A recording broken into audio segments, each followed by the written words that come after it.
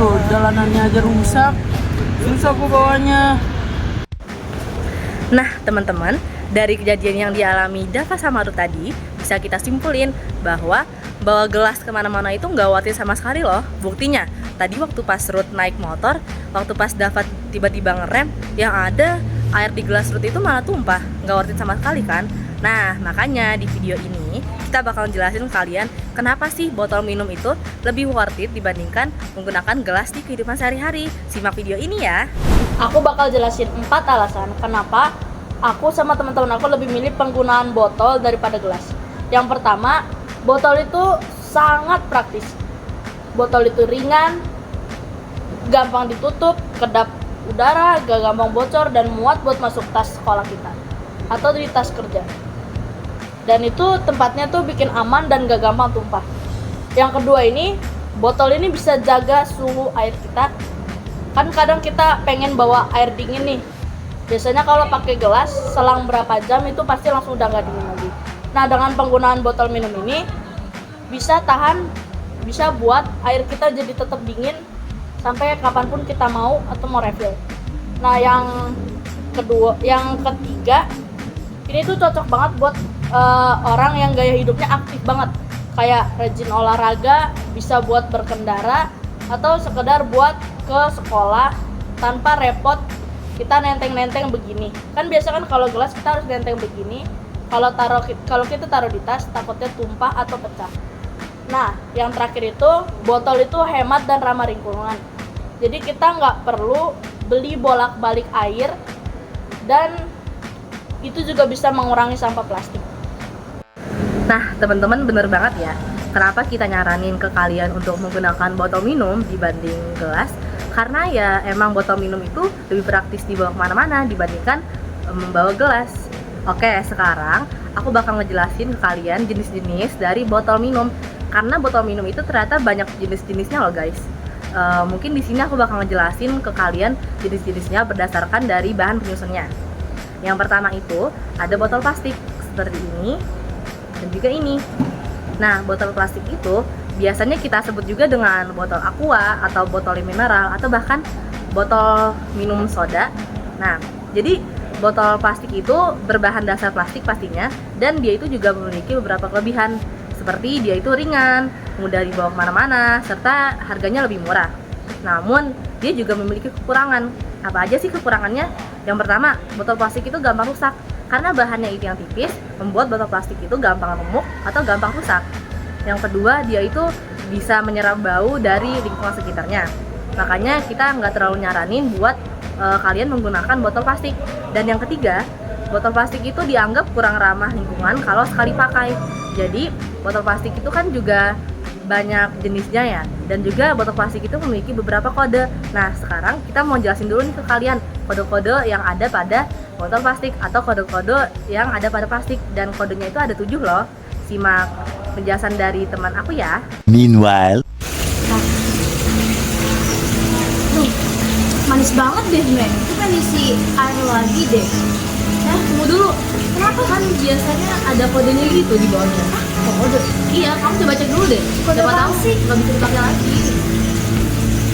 Oh, di sini 1 kodenya. 1. Nah, 1 itu seingat aku nggak bisa dipakai ulang tandanya. Ya Allah, susah.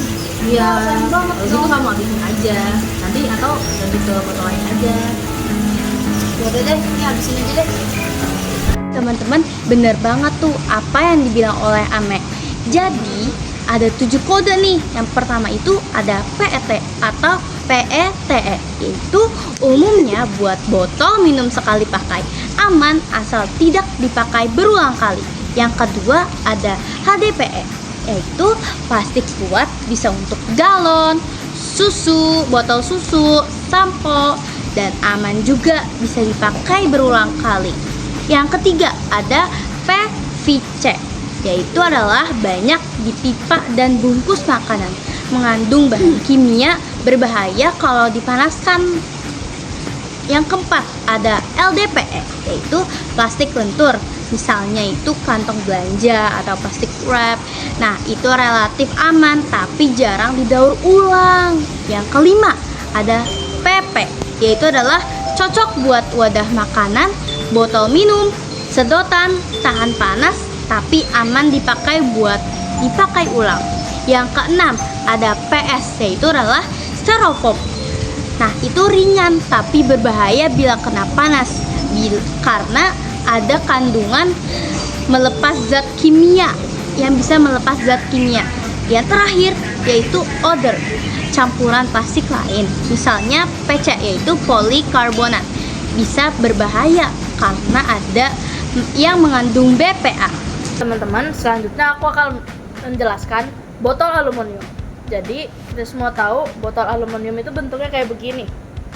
Jadi aku akan menjelaskan pertama-tama itu kelebihan dari botol aluminium. Botol aluminium ini kuat, tahan lama, dan bisa mempertahankan suhu yang di dalam air dengan waktu yang cukup lama. Kekurangannya itu botol aluminium ini gampang penyok kalau kita jatuhin, baik sengaja atau nggak sengaja. Terus kadang pas kita minum di dalam botol aluminium itu berasa bau logam. Itu kekurangannya. Nah, ini nih botol aluminium ini cocok buat yang mau aktivitas olahraga berat kayak hiking atau aktivitas outdoor lainnya. Nah, selanjutnya teman-teman, ada botol minum jenis kaca. Iya, emang ada jenis kaca, contohnya itu seperti ini dan juga seperti ini. Nah, pastinya botol minum berbahan kaca ini memiliki kelebihan dan kekurangannya. Yang pertama, ada kelebihannya itu seperti mungkin botol kaca ini lebih estetik dan juga dia itu lebih bersih dan nggak menyerap bau. Kemudian ada juga beberapa kekurangannya seperti berat, terus gampang pecah dan juga sulit untuk dibawa kemana-mana. Makanya botol kaca itu biasanya dipakai untuk pajangan di rumah. Nah, selanjutnya itu ada botol minum berjenis stainless steel seperti ini dan juga ini. Kelebihannya, botol minum stainless steel ini super awet. Kenapa? Karena emang botol minum stainless steel ini bisa menahan panas dan juga dingin dari minuman tersebut. Kemudian dia juga memiliki beberapa kekurangan nih. Yang pertama, dia itu lumayan berat. Jadi sebenarnya ada beberapa orang yang suka membawa botol stainless steel kemana-mana untuk menyimpan air dingin dan air hangat. Namun jika mereka tidak memerlukan untuk menyimpan air dingin dan air hangat, mereka memilih untuk tidak membawa botol itu.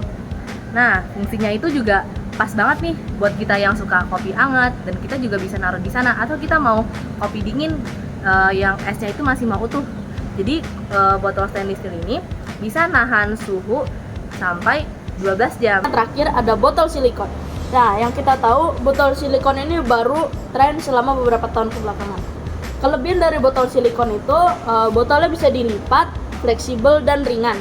Tapi di balik kelebihannya itu yang bisa dilipat dan ringan dan sebagainya, ada juga kekurangannya. Karena botol ini mudah dilipat, jadi ada beberapa bagian yang susah dibersihkan karena botol ini keseringan dilipat, dan botol ini juga bisa menyerap bau. Nah, botol ini cocok untuk traveling atau orang yang biasa bawa tasnya untuk yang berukuran kecil. Kalau yang untuk traveling biasanya untuk naik gunung bisa. Kalau yang tas kecil biasanya kan ada anak sekolah yang bawa tas kecil. Nah, jadi itu cocok banget buat mereka. Nah, jadi kesimpulan yang kita semua dapat dari menyebutkan segala jenis fungsi botol, kelebihan dan kekurangan, kita jadi tahu bahwa setiap jenis botol punya kelebihan dan kekurangannya masing-masing. Tapi yang jelas, botol minum jauh lebih praktis daripada kita menggunakan gelas. Botol minum itu ada tutupnya, gak gampang tumpah, dan bisa dipakai ulang. Itu artinya kita juga ikut mengurangi sampah yang sekali pakai. Teman-teman, jadi setiap jenis botol itu punya kelebihan dan kekurangannya loh. Tapi yang jelas botol minum tuh lebih jauh praktis daripada gelas. Karena kalau kita pakai gelas kemana-mana itu, gelas itu kan nggak punya tutupnya, susah ditutup, dan nggak ditutupnya sama sekali, itu tuh bisa bikin cepat tumpah ya. Betul. Nah, ya, jadi teman-teman, yuk kita bawa botol minum kemana-mana. Biasakan bawa botol minum ke mana-mana karena itu lebih